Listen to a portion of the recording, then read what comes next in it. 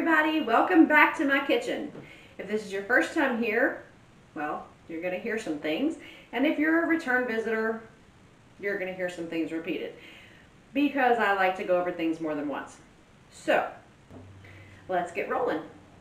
All right, now in this bowl I have 2 cups of warm water, and when I say warm water, you don't really have to use super warm water.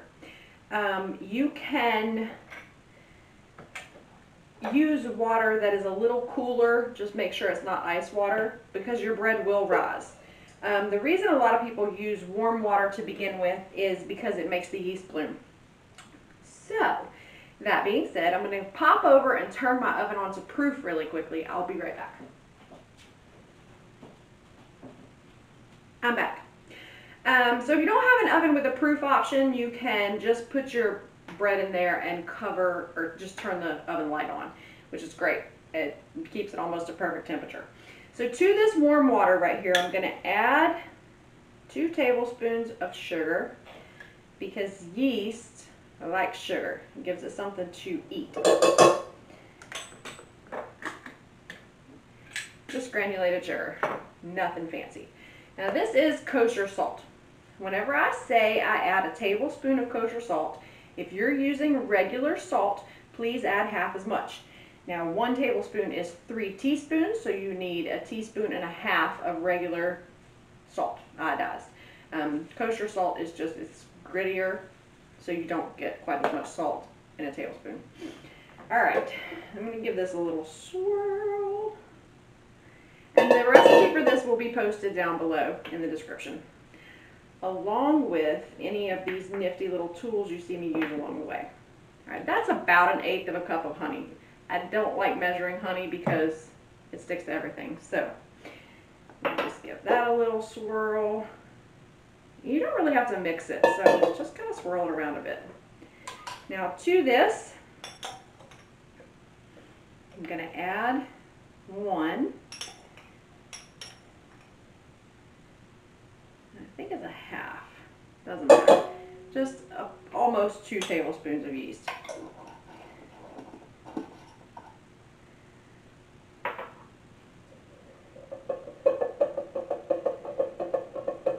Just get a little swirly, and then we're going to let that sit for just a minute. Now, a lot of recipes say let your yeast sit, and a lot of people are like, well, why am I letting the yeast sit? That makes absolutely no sense to me. Well, if you know that your yeast is alive, you don't need to do this step. You don't need to let the yeast bloom, because if it's alive, your bread's going to rise.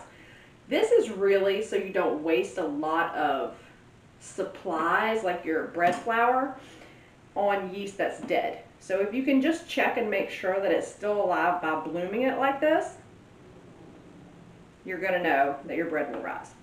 So it takes usually about 5 minutes.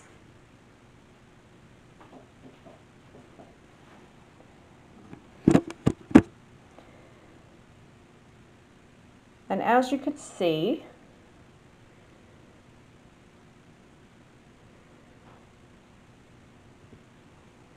it kind of moves around a bit and gets really foamy.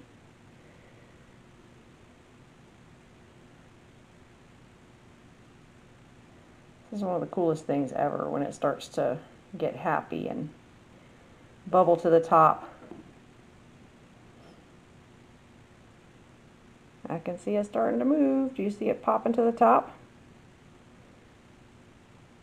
It's exploding in little poofs. That is what is meant by yeast blooming.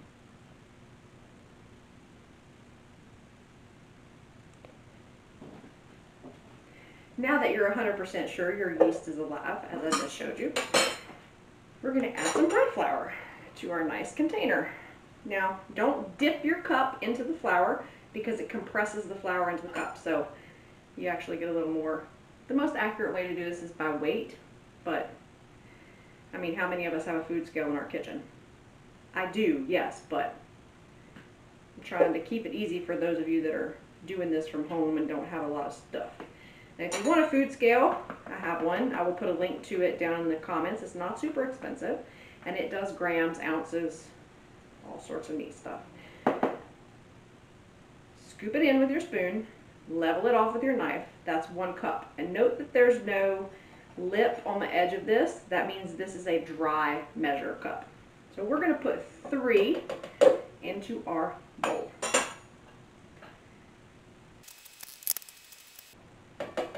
Okay, 3 cups of flour in. I'm going to leave that over there because I am going to add another 2 cups, but right now I'm going to stir the flour that I have. When I add my 4th cup is when I'll add my salt. Don't add it before that, because if it comes in contact, direct contact with your yeast will die. While some dead yeast is good for flavor, we don't want it all to die because we want our bread to rise.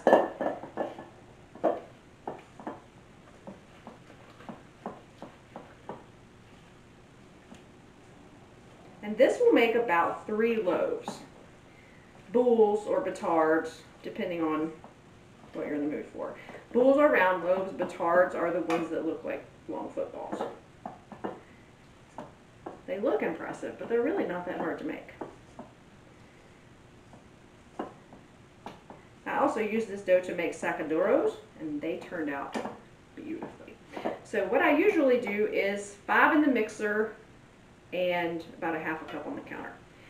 1/4 cup under your dough, 1/4 cup over your dough. So right now I'm going to add my 4th cup of flour and then my salt.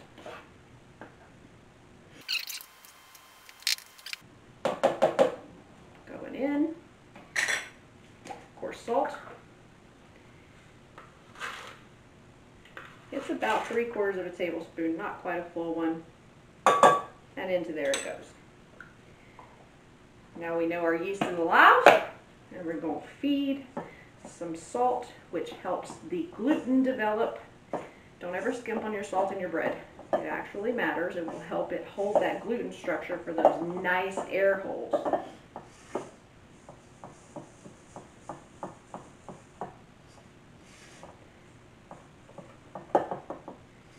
Now your dough is going to kind of start to come together off the sides of your bowl. And try to scoop around the bottom to move that flour from the bottom to the top. You also may still have some globules of yeast down there. We're going to stir those up. Get a little excited. But like, come on over to my house. Let's make some bread. I love bread. I could eat like a loaf of bread every day. This is probably the best bread I've ever put in my mouth. Aside from the dinner rolls that I made yesterday. Yes, I will link them. But I mean, really, feel free to pop around on my channel and just, you know, learn some stuff, because I try to teach as I go. So nice and icky. The dough in there looks like this. I know you can't really see that very well, but see, it's really sticky, kind of gross. Now we're going to pop it on our mixer. If you're not using a KitchenAid, you're going to want to turn it up just a little higher than I'm turning mine up. But you want to fit it with a dough hook, not a paddle. A paddle attachment will slam your flour around and completely destroy it. So that's the reason there's a dough hook. Just going to turn on low for just a minute.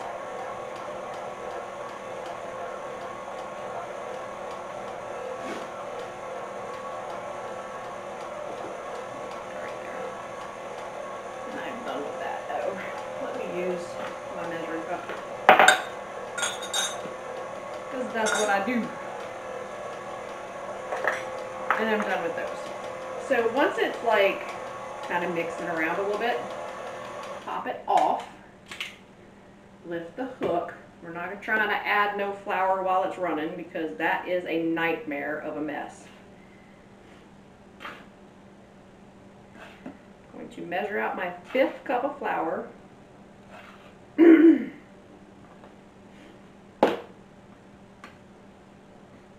The reason I'm doing this is just kind of fill in all the little gaps that happen around the top of the measuring cup here. And then boom. 5.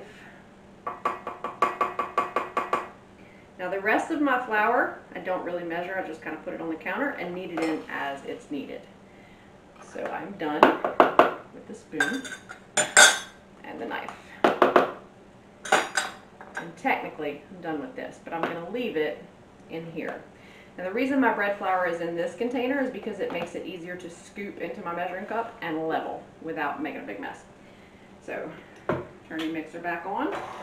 Just on low. It's probably going to come up the sides, but we do this for about 3 minutes, then we run it on medium for about 3 minutes. It really gives it a chance to come together. See how it came over the side of the bowl there? Can you imagine turning this right on to medium? You'd have flour everywhere. Rule number 1 of making bread in a mixer, don't walk away from it, yeah? You'll see whenever I turn it up. Your mixer can actually walk off your counter depending on how tough your dough is. Okay, let me just show you guys this really quickly. So see how this dough looks shaggy? What I like to do is just scrape it down off of the hook. Just really quickly. So that that wet dough that's stuck to the hook gets incorporated into the dry stuff that's everywhere else. And it's not so terrible awful. Yes, I use my hook to scrape off my scraper. Deal with it. Alright, lock it. And now I'm going to turn it up to medium, which is about a 3 to a 4 on a KitchenAid mixer. If you have a different kind of mixer, you're going to have to bring it a little bit higher. These are a little stronger than other kinds of mixers. You'll notice it balls together around the hook, but it should be pretty together.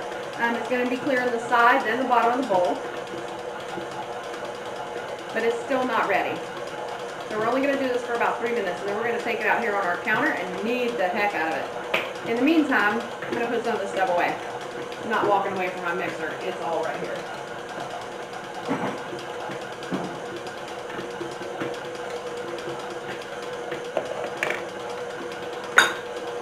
Now today we're making a fruit loaf. So my fruit loaf is my basic bread loaf with fruit.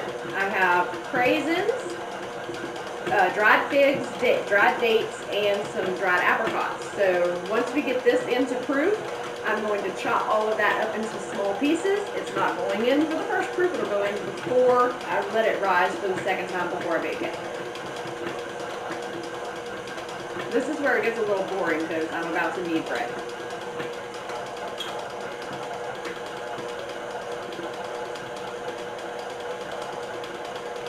I do have this nifty bowl scraper. It's made by KitchenAid. They come in a myriad of colors. Of course, I got one that closely matched my KitchenAid mixer. So, yeehaw. Alright, this is coming together quite nicely. I may not need the bowl scraper because the hook may pull it out. Nope, not quite. Okay, so the dough's still very sticky. I'm just sprinkling some flour on my counter. And then I'm going to sprinkle a little bit more over the top of the dough.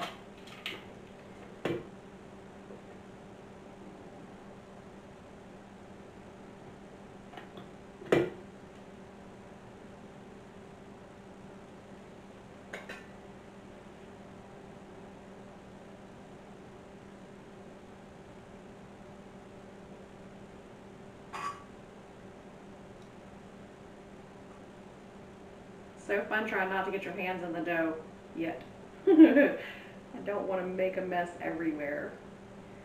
Only where I want the mess to be. So, there we go. See how it just slid right off there?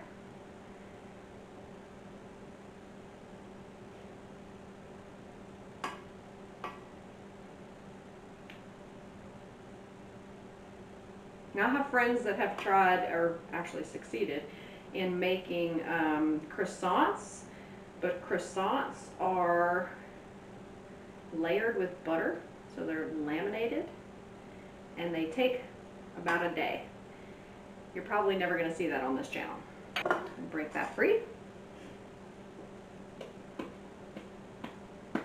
I'm just letting the dough clean my spatula a little bit so it's not quite so covered in stuff.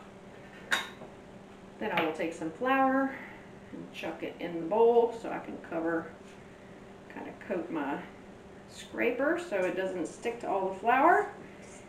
And you can see the dough in there. It's kind of a mess.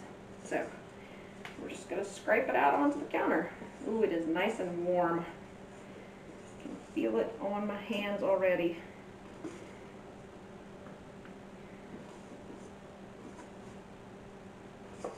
So this is why I floured my counter, because I knew this dough was going to be a bit sticky when I took it out. Now you can add the rest of the flour and just let your mixer do the work if you want to, if you have arthritis in your hands or are otherwise unable to knead by hand. It also will give you carpal tunnel if you do too much. So learning to let the mixer knead might be your best friend. I'll just scoop that flour over here. Now I'm going to take a little bit more and sprinkle the top just so my hands don't get all stuck. There are a lot of different ways to knead. My favorite, turn the dough and press it into itself. And you really need to do this for 10 full minutes. It is soft like a pillow. If your dough ever gets too hard to knead, cover it and walk away for 5 minutes. What's happening is the gluten is forming and pushing back and causing your bread to not want to shape the way you want it to. Make sure your counter is super clean. It will pick up grandma's leftovers from 1942. It's very, very sticky, especially at first. Once we work in some of this flour, it won't be. So I usually use Siri to help me out with my 10 minutes. I think I've been at it for about 1, so here we go. Hey Siri, set a timer for 9 minutes. Okay, 9 minutes and counting. Isn't she nice? Okay. So here we go. We're going to knead most of this flour into this bread, because we want it to be tacky but not sticky. Something I will show you once I get farther along here. So let's go. Okay, really quickly, because this bread is getting sticky, which we don't want. We want it tacky but not sticky. See how it came off on my fingers? It's going to need a little more flour. So if you see me kind of pulling flour, that's why. And you can tell as you're kneading.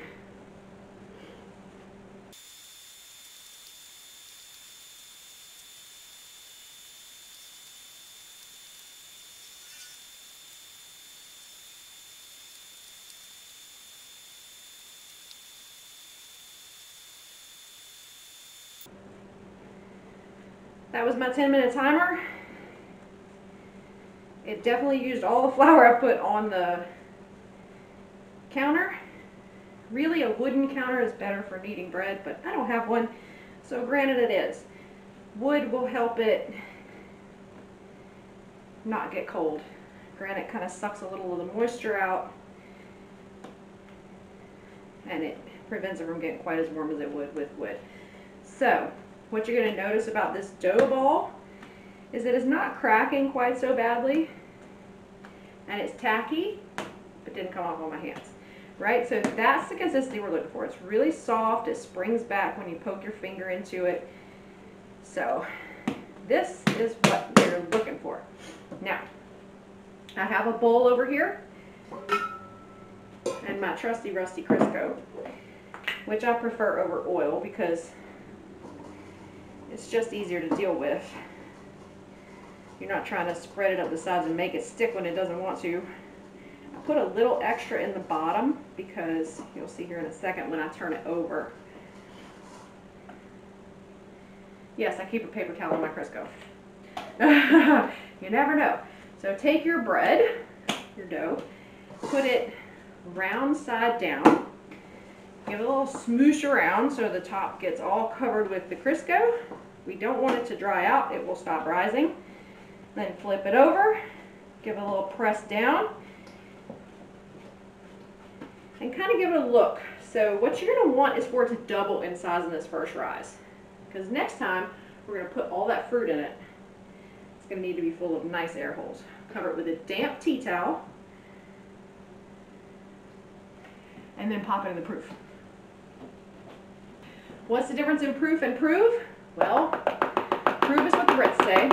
Proof is what the English say. Or the Americans say. Yes, we have bastardized the language. It's okay. Wow. My shoulders kind of hurt. Just a little bit.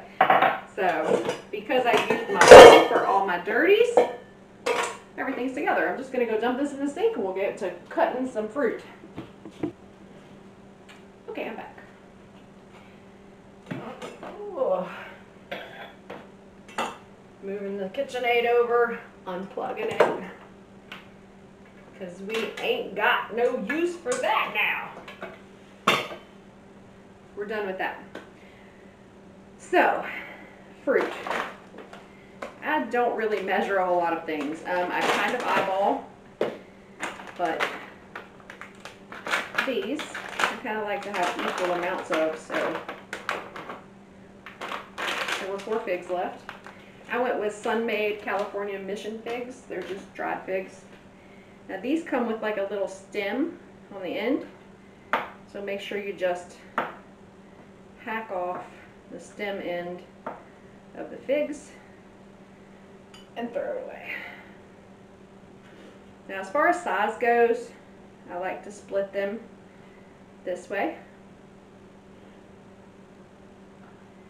Then give them some long splits. Kind of julienne them, and then we're going to finely dice them. Now this is a glazed loaf. I really like the glaze that goes over top. It gives it that little bit of sweetness. It's not super sweet. You saw the 2 tablespoons of sugar that I added to the dough and the honey. And then if you're just going to make regular bread, you can stop there and not do all this. Let it rise, shape it, let it rise again, bake it. I'll give you the instructions for that in my basic bread loaf. And then you're done. It's excellent bread by itself. But for this fruit loaf, I like to just do one big braided loaf. After I add the fruit, it does take it a little bit longer to rise that second time, but it's so worth the wait. And it's so delicious. If I am not careful, I will end up cutting off my fingers, so I am the clumsiest person around. Klutz! I run into the door frames in my house, seriously. So giving me a knife, probably not the best of ideas, but I'm not like a trained chef, so whatever. I have an X-Acto knife. When I was in design school, I'm the only one who had Band-Aids in their bag because I was always cutting my fingers. So that's about the amount of fruit we want out of each of these different kinds. And the craisins you don't really have to cut, but since they're kind of in bigger pieces than the other stuff will be, I just kind of like to give them a rough chop.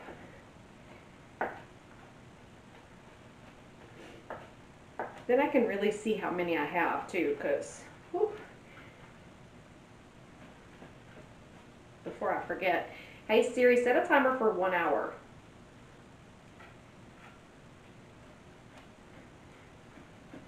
Let's see if she listens to me.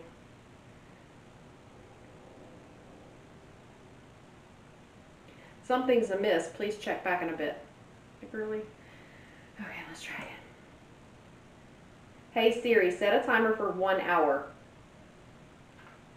Okay, 1 hour and counting. It's hit or miss with her, I'll tell you what. Alright, so that's, it's going to take about an hour for that dough to rise to double. That's what we're looking for, is double. Now what rising does is it allows those gluten strands to get stronger and hold the air bubbles in the dough, which is what makes your dough light and fluffy. Alright, that should be enough of those dried cranberries.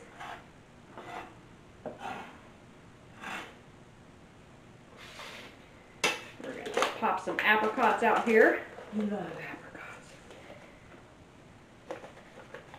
And again, I'm just eyeballing. That's probably about 12 or so. I am the idiot that will stand here for hours chopping, very carefully whatever I'm putting into my bread. My design professor said it was a plus, but I don't know. It's that attention to detail and the fact that I will take the time to do it. Because the end results are so nice when you take the time up front.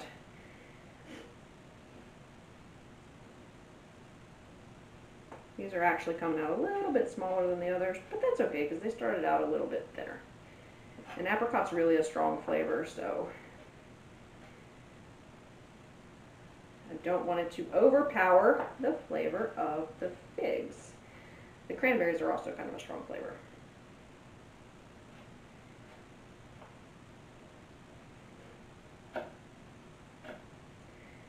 It's okay if I'm not holding my knife right.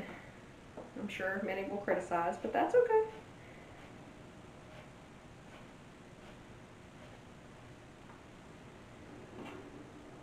I'm a big fan of the double rise, which means letting your bread rise once, then adding your ingredients, then letting it rise again. Oh, you shape it, of course, after you add your ingredients. It's probably going to get a little pushback-ish when I do that. Hopefully not, though, because I didn't add a super large amount of flour.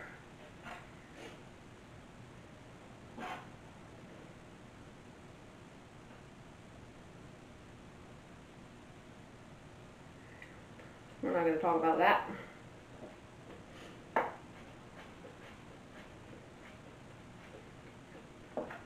I know everybody's screaming like, oh my god, you're going to cut off the tip of your finger. Well, probably at some point, yeah. They really shouldn't give me a knife this big. But guess what? I have one. Got them at Amazon. They were on Black Friday deal, I think. They are sharp. I'm sure the built-in knife sharpener on the block has something to do with it. Cathalon. Love them. Okay. As far as the dates go, I use about 4 or 5. I guess that's 6. Okay, whatever. Like I said, we're winging it. You can also add nuts to this. Cashews, almonds. I'm sure either would be absolutely delicious. It's all in what you're looking for. I just want to make sure that my pitted, dried dates, I get a little pop of flavor from those every now and then. I want to have as much of that as I do as the other stuff. Because they're pitted and dried, they are hollow. So sometimes I have to grab an extra one. Depends on how big they are.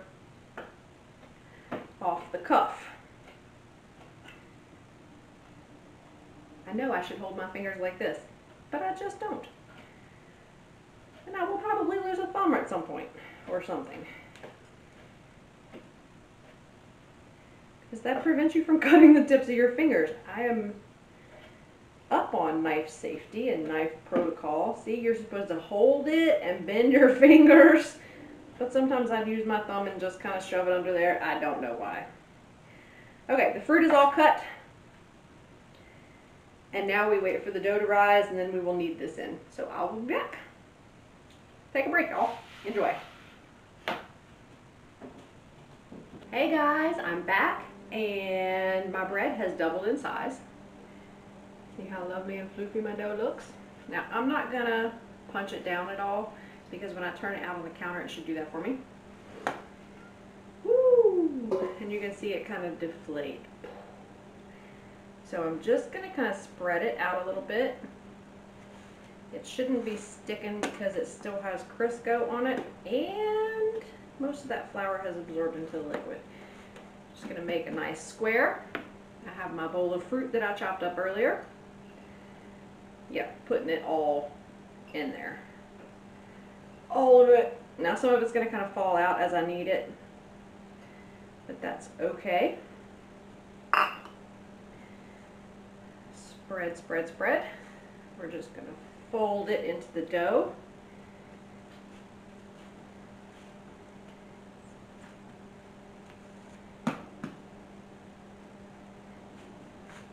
And now we need it just a little more. It's to distribute the fruit through the dough, because we want it to be super fruity. Really like, give it some hell. If it starts to get stiff, remember what I said about just walking away? I can feel the pocket of fruit. I'm coming up on it now. It's going to split. Fruit is going to go all over my counter. Nothing I can do about that. It is what it is. Just knead it until you see that the fruit is going all the way through the dough. See, this right here still has no fruit in it. We're just going to press it through as we go here. All right. This just takes a few minutes, and your dough may start to push back on you. If it does, like I said, cover it, walk away, and come back later. Give it a few minutes to chill. Look, I have pieces of fig all over the counter. I'm just stuffing them back in the dough. I really want that fruit all the way through all my dough. I don't want any fruit blank spots. You can hear the air escaping. That's lovely. Now once I do this, I'm going to let it rest for a few minutes before I cut it and shape it.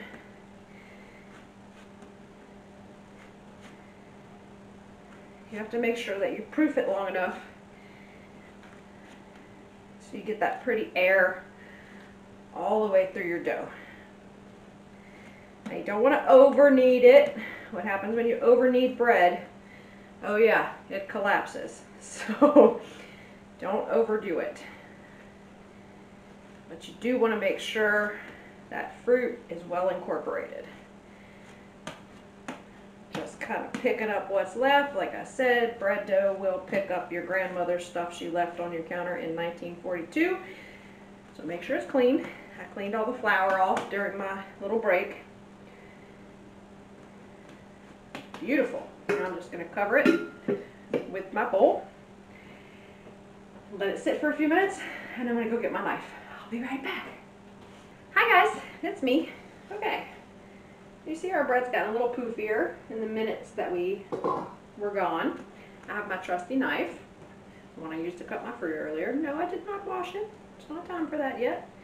So what I'm going to do is just roughly hack this into two pieces, because we're going to do a twisted loaf, not necessarily a braid. I'm just going to move this, tuck those back into a greased bowl to chill while I roll this one out. I just kind of roll it like so. Feels kind of gooey. That's okay. Get that knife out of the way before I cut myself on it. You can pick it up and squeeze it to make it longer. You can roll it on the counter. It's however you want to get it longer. It's going to feel bumpy and weird and like it has air bubbles in it, but don't worry. Second rod's going to take a little longer because now it has all this fruit sugar in it. See how it's trying to spring back? That's because the gluten is tight. So, grab my other chunk. I'm going to kind of roll it out like the first one. See all that beautiful fruit in there? I don't know if you can see it or not, but look at that. It's so nice. I'm just going to try to make these about the same length. One needs to be just a smidge longer to secure the ends. Now I have my Crisco, and I greased my plate, my pizza stone over there, and that's what I'm going to bake this on. Now, we're going to twist our braid together. I'm not braiding in 3, I'm just twisting 2 chunks.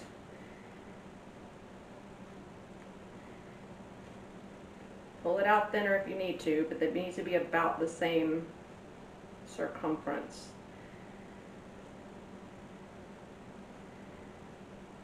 Just twist and then press those ends together.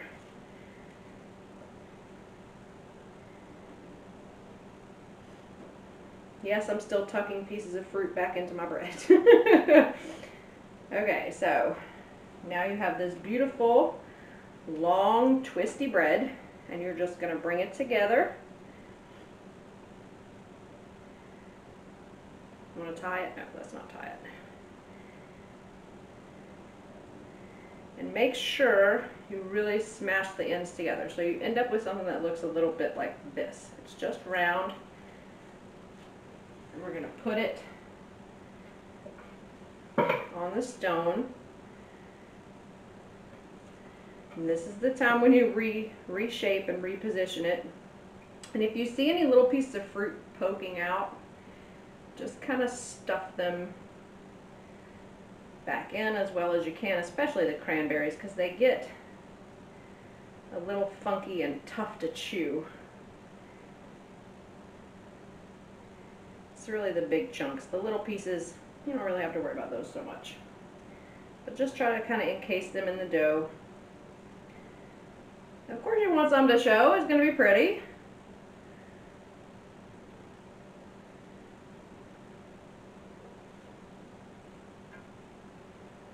Alright, and I'm going to try to center it on my pizza stone. Now, because dryness is the enemy of rising, we're going to use my plastic wrap trick. Put a piece of plastic wrap on your counter, big enough to cover your bread, but we're not going to put it on tight, okay? Now take a little Crisco. This is just so your dough does not stick to your plastic wrap. And it keeps the top of it moist. I have friends who hate that word, moist. I suppose it would be kind of nasty to read in a romance book setting, but I don't write romance. And notice that you probably all noticed that part of my title here is the baking author. Yeah, I'm also a writer. I do not write romance. I write serial killers, don't ask, and apocalyptic, a little bit of sci-fi. I'm kind of the everything writer, so we just drape that over the bread loosely so it has space to rise. See, we're taking care of it now.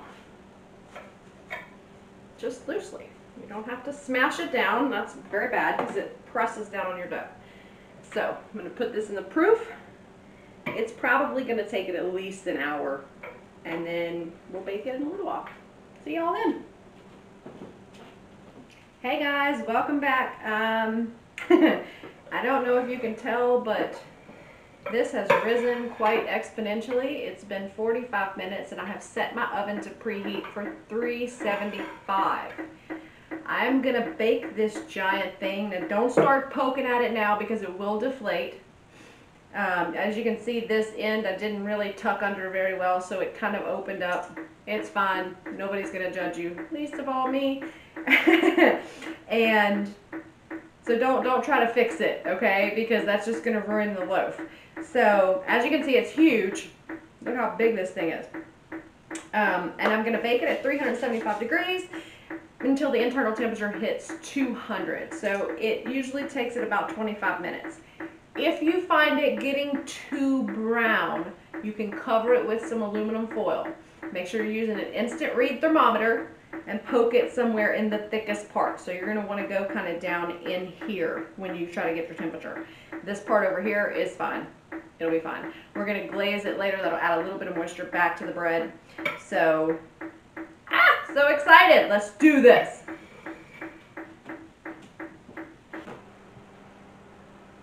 Hey everybody, yay, I'm back. Look at this thing. Doesn't it just look amazing? So with your trusty pot holders on your hands, this is extremely hot, so I'm not going to touch that. But I have this cooling rack, very important to have, because we're going to get it off this stone. You just turn it over and you look at that bottom. It should be nice and brown. Your loaf should hold together, not fall apart. Any little darkened, burned pieces of fruit, leave them alone. Put that over there to cool. And we're going to let this rest until it is completely cool. Then we're gonna glaze it. Yay! We did it! I love the smell of freshly baked bread. It's the most amazing thing ever! See you guys in a little while.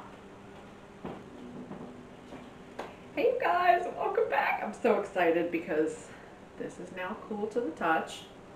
Now I get to eat some, so yay. I have about 1.25 cups of powdered sugar in here. To that, I'm going to add just a drippity drop of almond extract because that really brings out the flavor of the fruit and the bread. It's just a touch. Almond extract is a very, very powerful in-your-face flavor, so you don't want to go too crazy. And then just drizzle some milk in there. Now add your milk gradually to get the right consistency because you can always add more, but you can't take it out. And then just kind of whisk it. We're not making frosting, so it needs to be a little thinner. It's a glaze, not a frosting.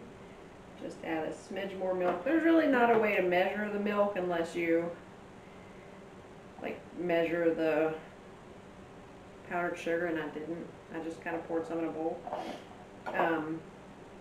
So you want it to be a little over 1 cup of powdered sugar. And this consistency is not what we're looking for. We want it to be a little thin so it kind of runs down and gets in the cracks and the fun stuff with the bread. I know, right? So just whisking. I love this whisk. I got it at IKEA. One of my best IKEA purchases, I have to say. Okay, that's starting to kind of come together.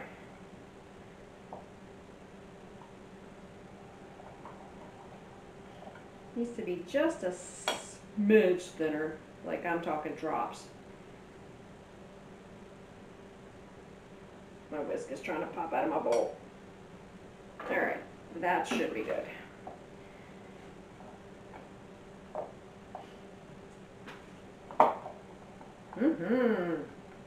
Okay, so the consistency is like runny glue. And if I can find my pastry brush from yesterday. What did I do with it? I don't know. I think my daughter unloaded the dishwasher. Fun stuff. So hang right there. Found it. Okay, now take my pastry brush. Put that over there. Get into my glaze, and then I'm just gonna go to town brushing this thing all over. Now you can drizzle it. I have done that. I just want to make sure I get it all in these cracks. I have put my cooling rack on a sheet pan with some plastic wrap over it because this kind of makes a mess when it drips down the sides and stuff. Just want to make sure I get that glaze everywhere. Brush it all down into the bread. The reason you don't do this is when it's hot, so it doesn't melt and just go bananas. You can do half while it's still warm, and then the other half after it cools, if you want it to be all oozy and runny. But I find just brushing it on after it's room temperature does best. I can smell the almonds. It smells amazing right now.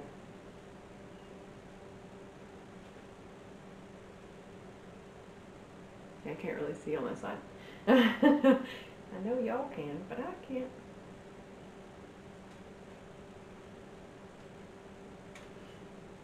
Now if fruit falls off, that's fine.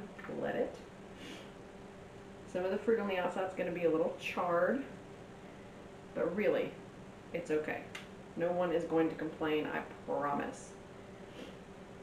Just making sure I get this glaze in all the nooks and crannies all around the bread. This is really what makes it sweet. So once you get down into the middle, it's not as sweet as the other places until you bite into that fruit. And then it's just amazing. Yes, please use the whole cup. I know it seems like a lot, but I promise, because of the inside of that bread, it's really not.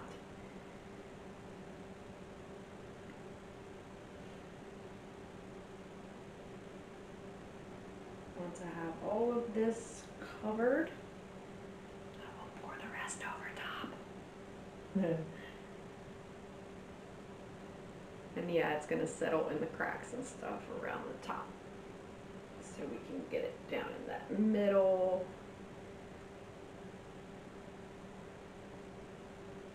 Yes, please. And then in here.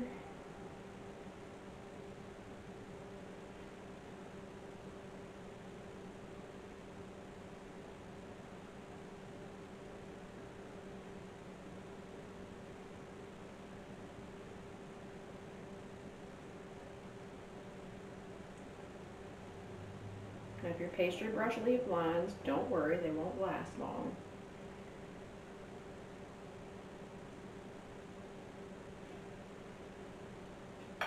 And there you have it. That is your fruit loaf. And I really want to taste it right now, but I'm gonna let it cool for a minute, so, or harden, and then put this stuff away. I'll be right back.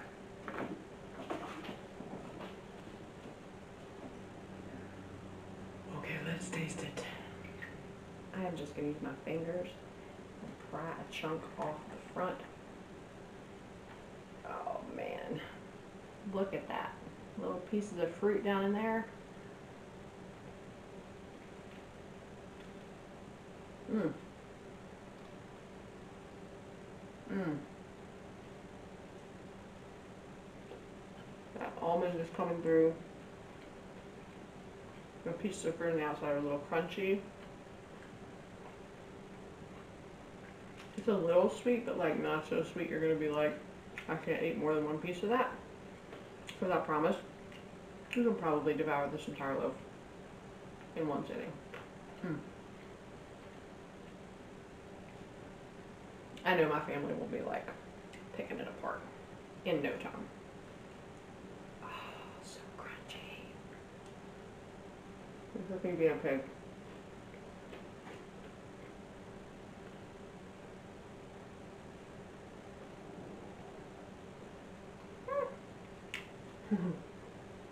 Okay. So I hope you guys try this. And come back soon. If you're not a subscriber, go ahead and subscribe below. You can also split this recipe in half and do half of it with fruit and half of it just as regular bread, because it works both ways. Oh, I'll see you guys next time. Thank you. Have a good one.